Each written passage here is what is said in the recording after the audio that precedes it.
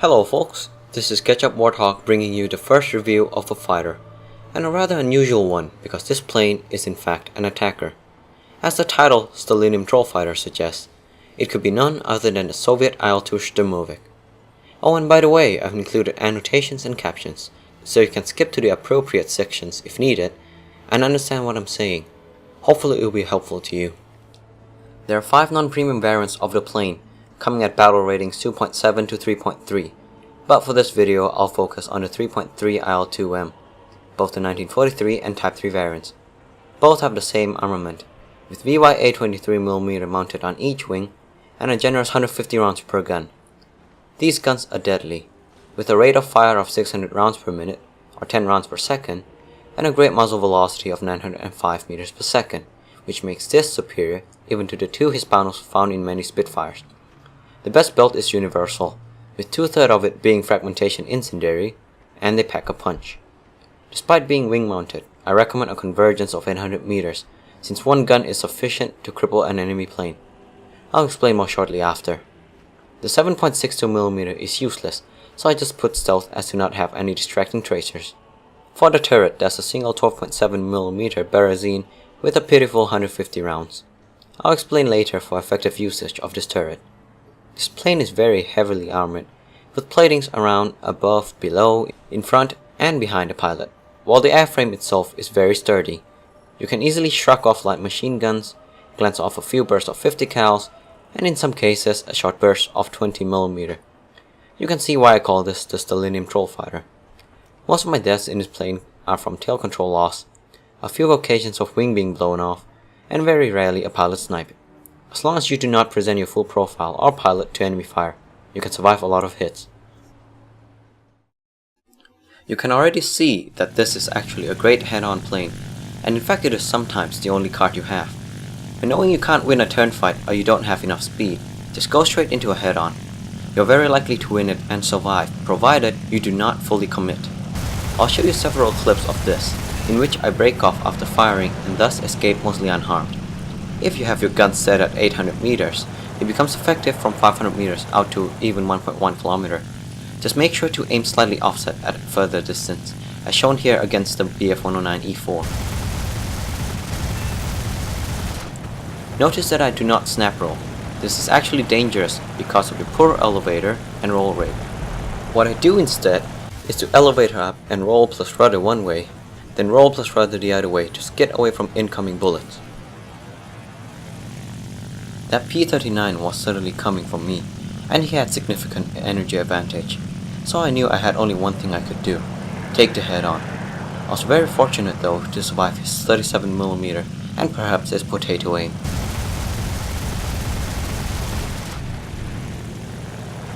And here's proof that IL-2s are built from Stalinium. I survived that ram with no damage whatsoever.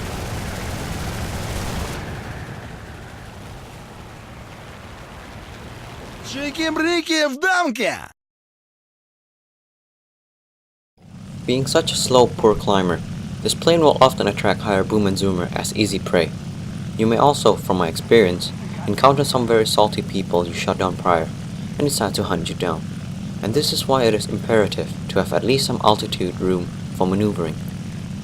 As he dove down, I made my own dive to pick up some speed, brake sharply downwards, and pitch downwards and rudder towards him.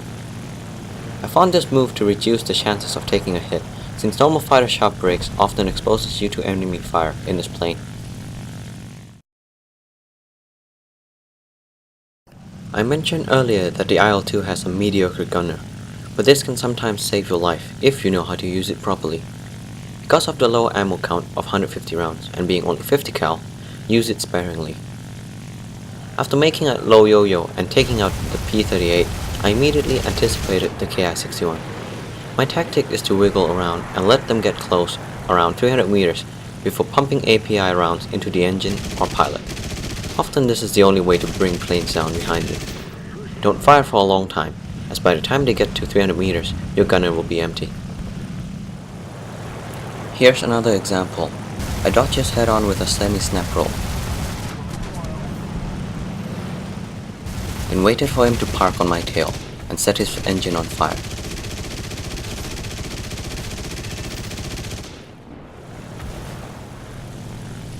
and again for this SU-2.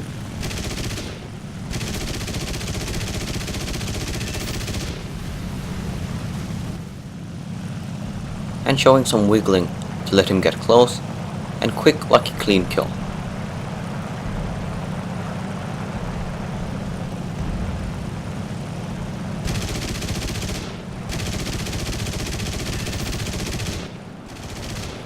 Sometimes, however, your exposed gunner may be taken out from behind, and you're left with no defenses. Your only chance is to wiggle around and slowly head towards friendly spawn, while praying for your luck. Notice that I do not snap roll here as well, doing only rudder and elevator shift to minimize speed loss. It's also a testament to its survivability.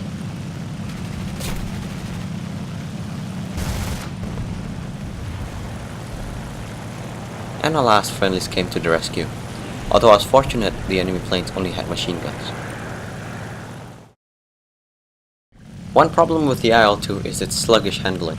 At low speeds, it moves like a pig, and at speeds above 400 km per hour, the controls lock up significantly, especially with roll and rudder, making target adjustment difficult.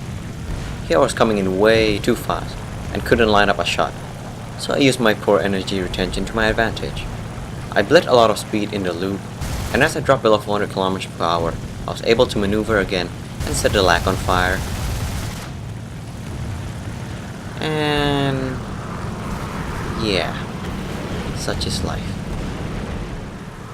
Try to stay only around 1 km above ground level, as this will give you sufficient speed to catch up while not locking up too much.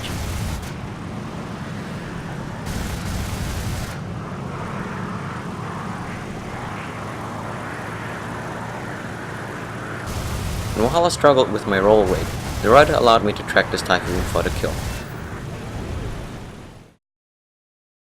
Another problem with this plane is that you can't set up your own engagement. The enemy must come to you. It may be tempting to climb and get those juicy bombers, but a slow speed and climb rate often at best give you one pass. Also, your friendlies will most likely get to them first. Not to mention that if there's any escort, you're pretty much dead. I was a die-hard boom and zoomer back then, and employing this tactic on the IL-2 was a punishment. Not only did I get at most 3 to 4 kills per match, I also suffered huge losses, with some matches shut down with no kills at all, and a poor KD of 2 to 3. I'm sure you do not want that. Instead, you have two options. First is to head towards your ground targets. There's no shortage of diving space-barring bombers and attackers, which you can easily prey on. The second is to spot any furball where there's a clear friendly numerical advantage. Engage a target or two, break off and reset. Repeat until all enemies are dead, or when there are more enemies than friendlies in the area. Both of these are my favorite tactics I employ in ground strike, and the latter can be used to great effect in airfield domination, as I'll show later. Just don't bother flying this plane in air domination. In this airfield domination map, I headed towards the area between A and ground targets, with the aim of intercepting any potential ground pounders, and can quickly defend A if the enemy pushes very aggressively. I can also rely on my relatively nearby spawn if I get into trouble. I do not, however, want to head to B nor C, since it's too close to their spawn, and the last thing I need is to get isolated with enemies on my 6. The first ground powder is a PA-8 coming fast towards the ground targets. PA-8s can be hard to kill, but aiming for the cockpit can give you a quick, clean kill. And same tactic on this SM-79.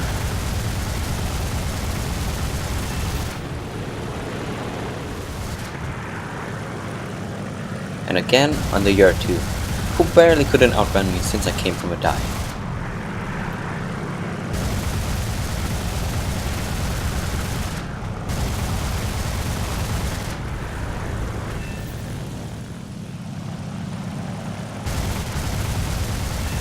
What a waste of a fighter.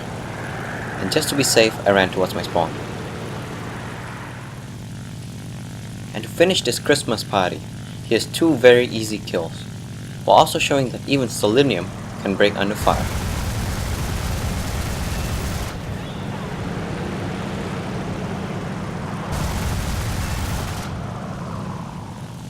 Oh, and speaking of IL-2s not being invulnerable, here's another example.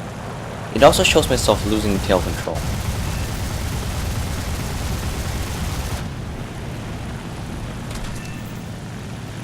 Kill control losses can happen quite often, and I was lucky this match ended before I crashed. Here I head towards a swarm of enemies over their ships. As they took out our last ally in the area, they obviously head straight for me. Oh, and remember when I said this plane is good at head-ons?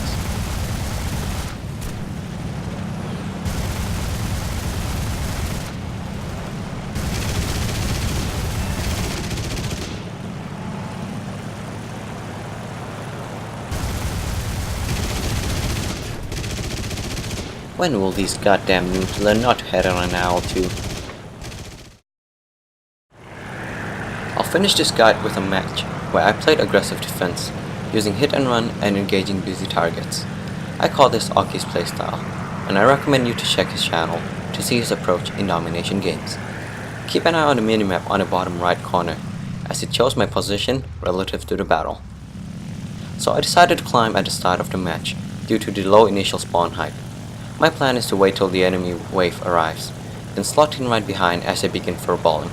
However, I was caught by this P-38, and you can see why the decision to climb allowed me to low yo-yo and deploy flaps, to give a tighter turn and dodge his attack.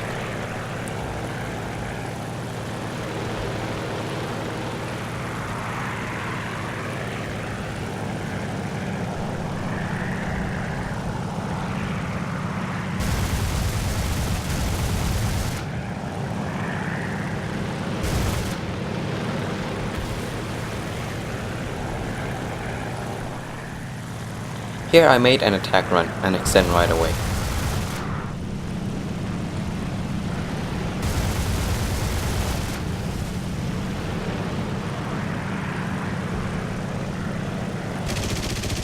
I do not zoom climb to avoid being picked at low speed. The P-38 thought of chasing me, but because there are many friendlies in the area, he was forced to engage them. Once I reach 1000 meters, I slowly head back to the furball. Those fighters are moving all over the place, so I picked the easy B-34. He made a last minute split S, and with my speed I couldn't follow him. However, it allows me to pull back up while also avoiding the yak.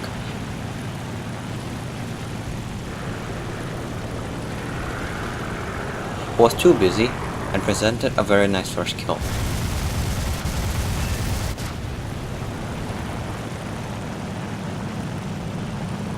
There's a lot of blues and only one red, so it was safe to keep furballing. But as he extends away and seeing the new incoming wave, I tried one head on before going to my spawn to reset.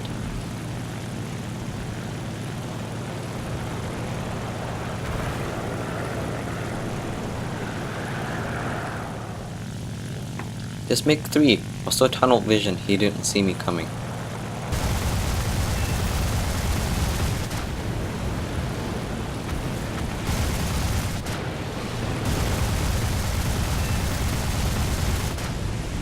And after failing to kill the Stuka, his low-level disengagement again.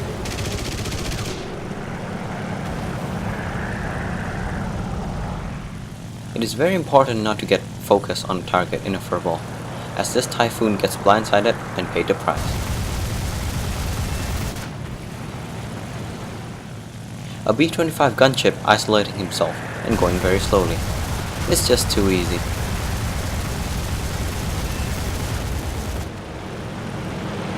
At this point though, I'm noticing far too many reds, so I run back to my spawn and wait for my wave to arrive. Here 3 enemy planes are chasing the J2M, and I take the opportunity to kill the Spitfire.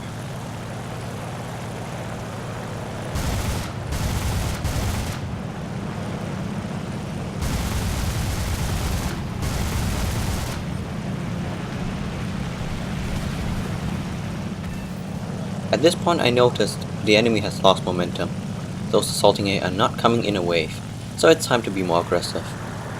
I locked up while attacking the A-20, so pulled up to bleed some speed. I saw this Yak-9 do a very lazy turn, and even the IL-2 can turn tight enough for the shot. Here I knew I would take fire, so I presented the smallest profile to him and avoided any possible shots to the pilot. I know the IL-2 is busy and wouldn't see me, And you see what happens when IL-2 presents its entire profile to enemy fire. Not pretty. I couldn't turn fast enough, so I slid right and angled my belly to avoid pilot snipe. You can't see it here, but the scoreboard shows very few enemy players left, and this was possibly the last wave. So I go to maximize as much damage as I could, while distracting them from capping the airfield.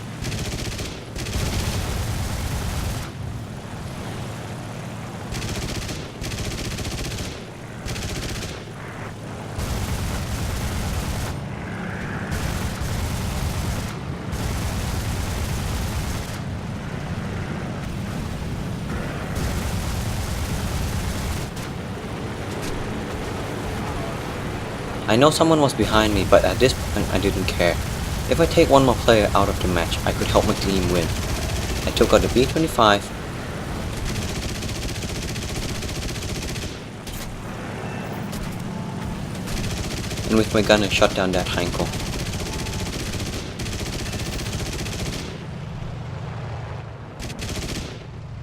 At this point I was too slow and damaged, my tail control was shot out.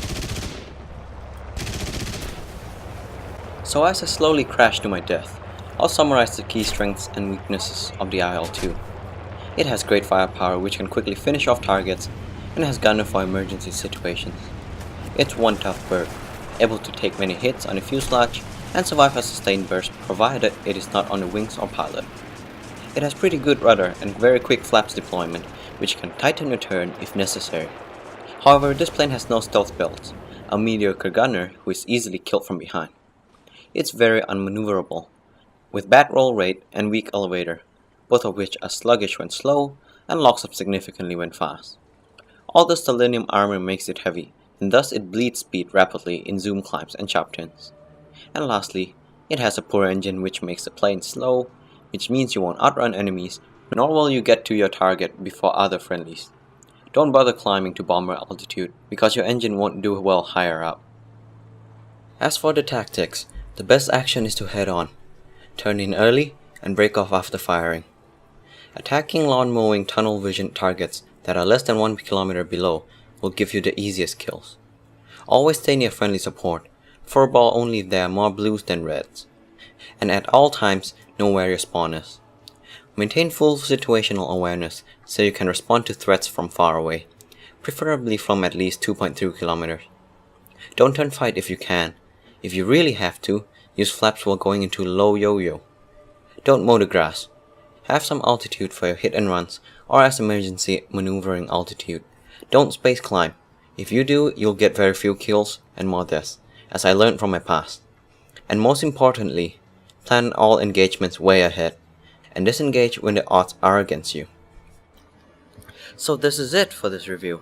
I hope you enjoyed watching how a plane, often seen as a helpless easy kill, can, if used properly, survive and even rack up surprising kills.